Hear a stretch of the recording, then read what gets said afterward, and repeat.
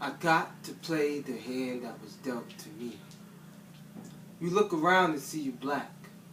You look at the calendar. Slavery's over. I'm a free man. I can get up whatever time I want in the morning. I can move all over and pick out any woman I want. I could walk down the street to the store and buy anything my money would buy. There ain't nothing I can't have. Starting out with nothing, so I gotta get a little something. A little place to start.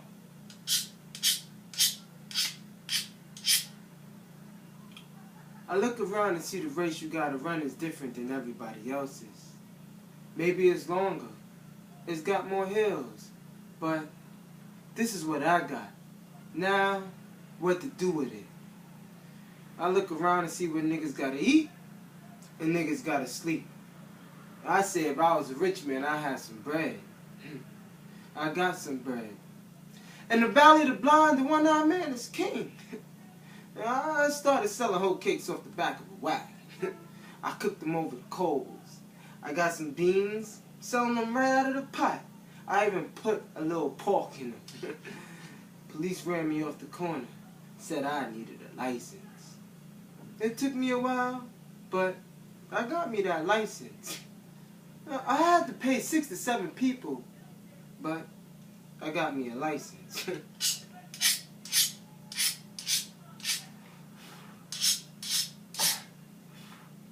Niggas say my bowls was too small. I got bigger bowls. Said I didn't put enough pork in the beans. I put in more pork. I got some chickens. I charged extra for the big ones, and the people got mad.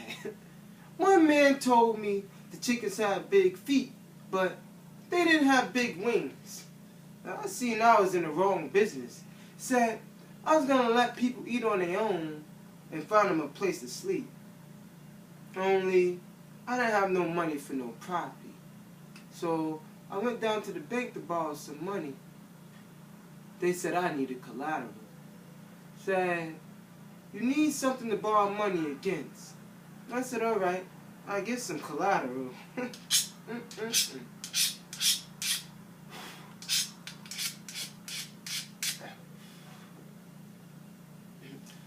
I opened me up a gambling joint in the back of a barber shop.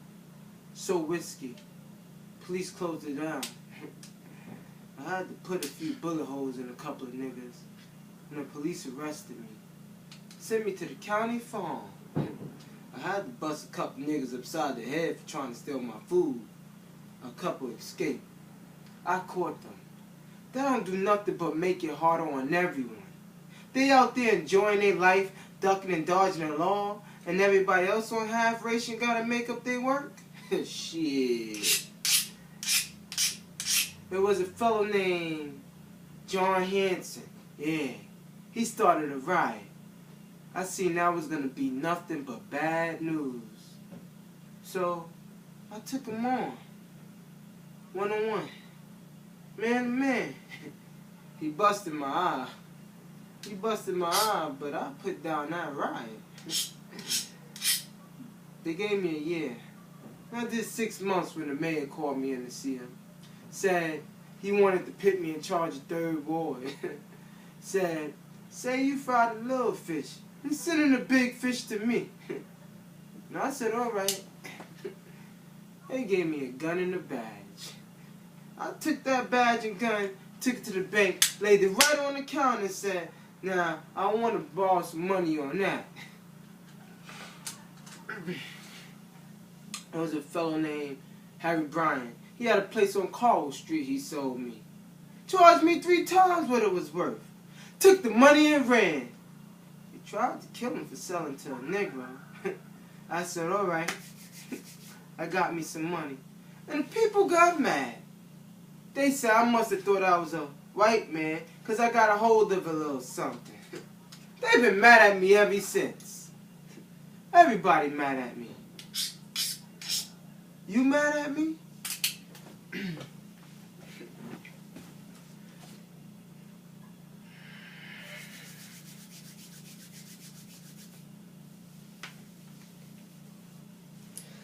I knew this Indian chick once, you know. Red dot on the forehead and all that shit. Her name was Sippy. She worked over at the Foot Locker on Flatbush. Man, she was something.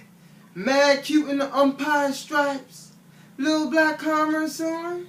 The girl was fine, man. Fine ass little Sippy. She sold me a pair of Airwalks when they came out. The new Jordans. You remember Reebok pumps? The fly shit? Right. Sold me all kinds of shit. Socks, tees, my Knicks sets. Damn. I would just go in there sometimes not even wanting to buy shit. You know what I mean? Just go check her out. She had the shy smile. The way she looked at me. It was all shy shit. I think she was sweating me too, you know? So one time I was like, I'ma go in there. I'ma ask for a number. Take her to Coney Island. You know, go slow. Because you could tell she was one of those slow girls. Take your whole 6 months before she let you see your bra strap. You know what I'm saying? Probably got to go through some funky-ass holy temple, sacrifice a goat or some shit before she even let you fuck her. You know what I mean? But she looked like she was worth it. You know, the Indian people be freaks behind closed doors. Kama Sutra? Enough said. So anyway, I rolled up in there, right? I had my pumps on, had my matching Reebok sweatsuit on. You know the deal. I was fly. And I rolled up in there. And I said, "Hey, yo, Sippy! Come here, girl!" And she was all embarrassed and shit, talking about, "Can I help you, sir?" I was like, "Yeah, you can help me." "What's up with that red dot on your forehead, girl? Somebody poked you or what?" And she looked at me for a second. And she started to cry. And I was like, Nah, Sippy, baby. Don't cry. I was just teasing." And that was the truth. I was cool with the red dot. But she just kept crying. Like I stole her suede Pumas or something.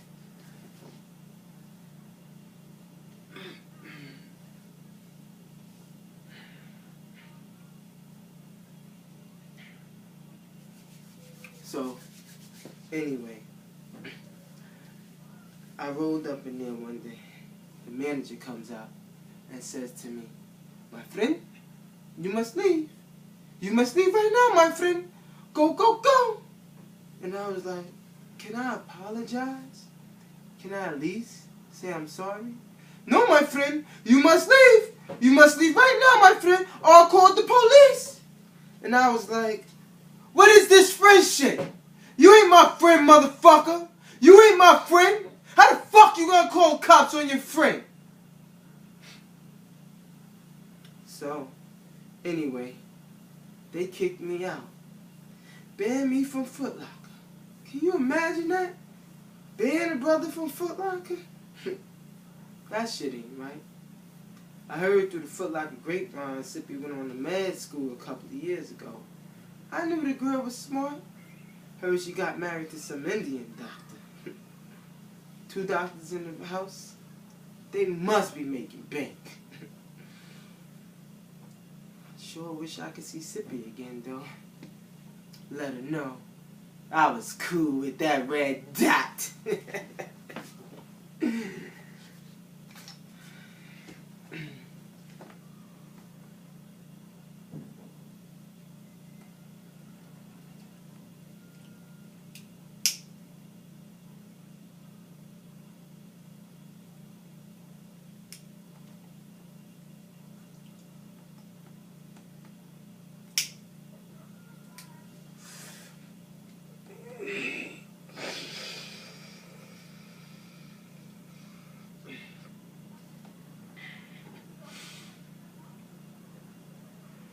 Yeah, I tried to help him, but I couldn't. I couldn't help Huey because I was sick myself. The Bible says when the blind lead the blind, we both fall in the ditch together. The last time I saw Huey alive, was in front of the same crack house, right here in West Oakland's infamous Acorn Housing Project, right next to the Cypress Freeway that was devastated during October 17th, 1990 earthquake.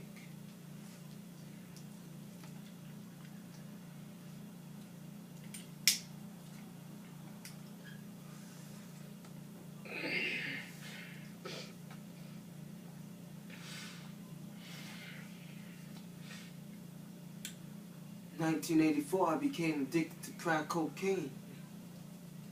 For many people, especially members of my family, found my addiction difficult to understand. "You're so strong," they would say.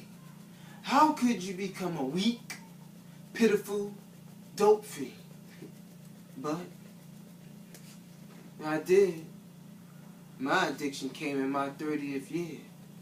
For many people, a time of disillusionment with life, and certainly it was for me. I was burnt out, tired of the revolution, tired of family life, sex, women, tired of working in the educational system, tired of the black middle class and grassroots, tired of religious sectarianism, Christian and Muslim alike. Tired.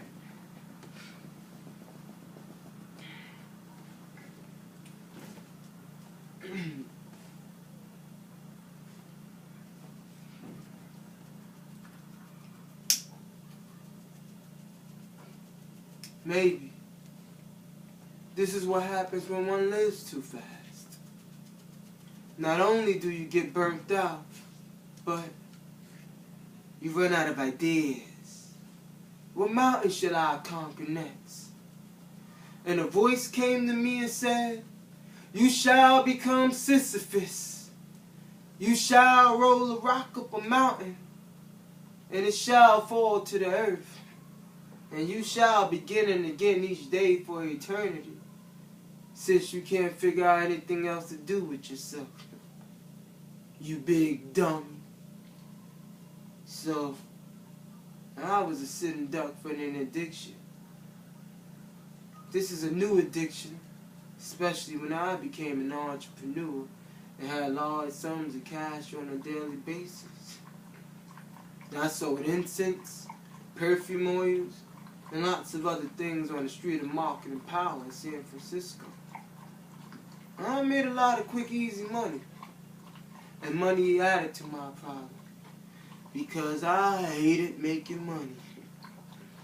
I actually felt guilty about it and had to do something with all that money I had. So, my friends, including my so-called Muslim brothers, introduced me to crack. I did not like sniffing cocaine for one reason. My mind. My mind is naturally speedy, so I did not want anything to speed it up more. I wanted to slow it down.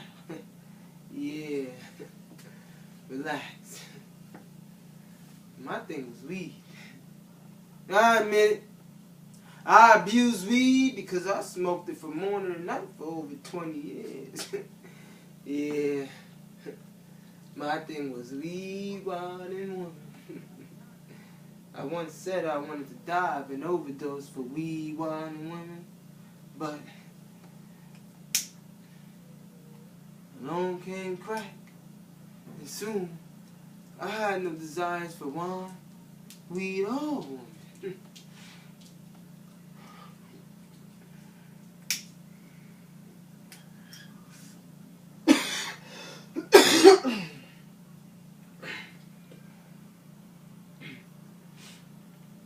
With all my knowledge, I had forgotten the one simple rule of life. For every blues, there's a happy song.